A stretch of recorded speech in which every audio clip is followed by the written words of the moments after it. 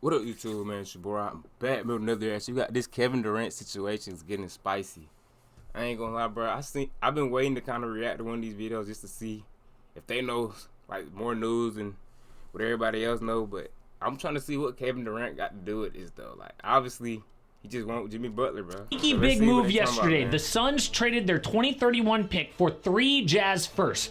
They are loading up for Jimmy Butler, which we'll discuss. But the most awkward NBA interview this year was in the Suns locker room. Reporters asked Bradley Beal about a trade, and he said, "I haven't heard anything, but..." If so, I need to be addressed because I hold the cards, so... Not great. But what's crazy is Kevin Durant actually holds the cards in Phoenix, because last year, they were the biggest big three in the NBA, but got destroyed in the postseason. A 106.8 offensive rating. For context, same as last place injured Grizzlies. That ain't good. I don't know. Why? I'm about to say. Because they played the #1 defense, the Timberwolves, who exposed them. But this year, it's even worse. Whenever they play a top team, Phoenix gets demolished again. Well, Kevin Durant is not going to play out his career on a team that can't compete. It's the entire reason he went to Phoenix in the first place. So last off season, he refused to sign a $60 million extension. I didn't even know that. Oh, but if he waits till this summer, it's $124 million, so it makes sense. Well, what if he says no?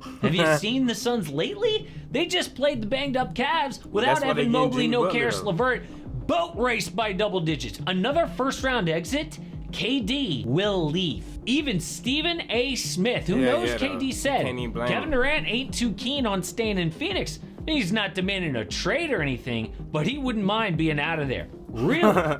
So what is next for Kevin Durant, who may only have 1 season of peak basketball left? But there are a ton of NBA games on tonight, which means there's a lot of spots to look for value when we play underdog. LeBron the only nigga that could play the 40, bro. Like that's kind of crazy. Like means we're more likely to win money. But as always, we're gonna have more fun watching the league tonight. I love to play pick'em. I pick higher or lower for different players, either my favorite players, whatever games I'm gonna watch that night. In December 22. Just 1 year before, they were up 2-0 in the finals over the Bucks with Booker, CP3, Mikal Bridges, Cam Johnson, DeAndre Ayton. But the owner immediately flipped Mikal Bridges, Cam Johnson, and 4 unprotected firsts for Kevin Durant. And at the time, he said, "Oh, I think the's no risk. I don't look at it as a risk at all." Cam Johnson and 4 unprotected firsts for Kevin Durant. And at the time, he said, "Oh, I think there's no risk. I don't look at it as a risk at all." Except, you know, guy just traded for 34 years old coming off an Achilles tear. But the real risk came about 2 months later, when we all heard the term second apron for the first time. I didn't know that CP3 and KD played. I don't not remember. Killed their chance at a sustainable basketball team. Then he traded like all their pick swaps for Bradley Beal to create a big three. And if you haven't noticed, big threes aren't really a thing in the NBA anymore. Contenders are organic, like OKC and Denver. Patient, like the Rockets, Magic, Cleveland Cavaliers. But the Suns I hate that are we in injured. You 10th can't even place. mention this, bro. That's crazy, bro. And we'd have got even more injured with Derek Lively, bro. Like, don't even give me... Bro, I don't even know, bro. With the highest payroll in NBA history. But how? Like, how are they this bad with 2 Hall of Famers? Well, first off, the overall defense is terrible. 23rd worst in the NBA. Specifically, rim protection, also 23rd. Anyone can get buckets in the paint against this team. Also, rebounding is awful, so they give up extra possessions to get torched. But I think the worst stat in all of Phoenix is this. The 3 best lineups in the NBA are in Minnesota, Boston, and Indy. A massive point. Nope. There's no... You didn't... How did you get that? Good Kyrie, Clay, PJ, and Lively. They literally, that 5-man lineup is the best net rating in the point NBA. Differential. When these lineups play, they dominate. Literally. The 3 worst, 9 games they Phoenix, Portland, and the Wizards. But see that? Those are the Phoenix starters. Tyus Jones, Devin Booker, Bradley Beal, KD, and Yusuf Nurkic. Now we see why Beal and Nurk got benched. But isn't that the whole point of the Phoenix Suns, right? Yeah, we may not have depth, can't really make many trades, but man, our starters are gonna crush you. But 3rd worst in the NBA? What is the point of this team? So you have to ask yourself, why not trade KD now? Are they going to be closer to a championship if he resigns? Because they want him, though. Closer at 37 and 38 years old than they are now? If the answer is no, what are they waiting for? Jimmy Butler. If they could somehow pull that off, it could revive the whole experiment. But how does a second apron team even make such a big trade? Well, the rules say that they can't send more than one player at a time, and that one player has to make as much or more than Jimmy Butler. Only guy would be Bradley Beal. That's crazy that nigga make more than him, but Jimmy Butler shouldn't be making that much, in my opinion. I'm not hating on him or nothing, but he definitely shouldn't be making And a new report says he is open to waiving that no-trade clause for the right situation. That's crazy, bro. Well, what is that? Obviously, he likes the Miami Heat, but they don't want to take on his massive contract. So the Suns have 2 weeks left to figure this out until the trade deadline. They need to find a third team to take Bradley Beal, where he wants to go, and who has assets to send to Miami that they want. Even with these new Jazz picks, it's a long shot. So what next? Well, they're probably going to fight for the 10th seed and get beat in the first round. KD is not going to re-sign for that. So what next? Well, I think there are 3 teams that actually makes sense for KD.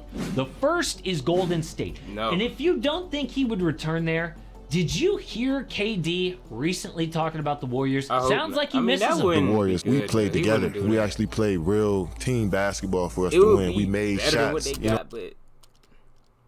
Nah. You know what I'm saying? We could shoot the ball efficiently, so it worked out perfectly, and I think it was just the perfect move. I'm grateful I was able to get that chance. So the Warriors get Kevin Durant, and the Suns get Andrew Wiggins, Jonathan Kuminga, Gary Payton II, Kevon Looney, and 2 first-round picks. This would give the Suns depth and picks. For the Warriors, KD has both the size and the scoring that they need next to Steph, but there's an even spicier return that we could see. What about the Oklahoma City Thunder? Return to where it all started to win a ring. Yes, SGA is their franchise, but they're a selfless team who could welcome a superstar like KD. We would all love to see it, right? But how realistic is this trade? Obviously, OKC's got like 1 million picks to send, but what else? Well, the Thunder get KD, and the Suns get... They lost again. And then they just had to do some desperate shit, like, bro, we winning this year. And then he on board with that. I don't know. Isaiah Hartenstein, Isaiah Joe, and 4 first-round picks. 2 Isaiahs and 4 picks. Now, OKC obviously loves Hartenstein, but KD's height stacks up too. The only problem is most picks are protected there, and I don't really see OKC making a huge swing like this after growing organic for all these years. So by far the best fit is the Houston Rockets. Obviously not on their timeline, but hear me out. There is a way to trade for KD and keep all their young guys' future. When Houston bailed out Brooklyn by sending their picks back this summer, they got 3 Suns assets: the 2025 first-round swap, their unprotected 2027 first, and the protected 2029. At the same time, Woj said, Houston wants to trade for Kevin Durant, and that becomes far easier if they can return the Suns' picks. Now, Houston has the picks to make the Suns whole again. But why? Why wouldn't they just want Devin Booker? Well, they would, but he is under contract for 3 more seasons, so it's not really up to them. Durant could both be available and be the missing piece for the Rockets. I mean, when the Nets hired Steve Nash, you know who the #1 choice from KD to be his next head coach was? Ime Udoka, who happens to be coaching Houston.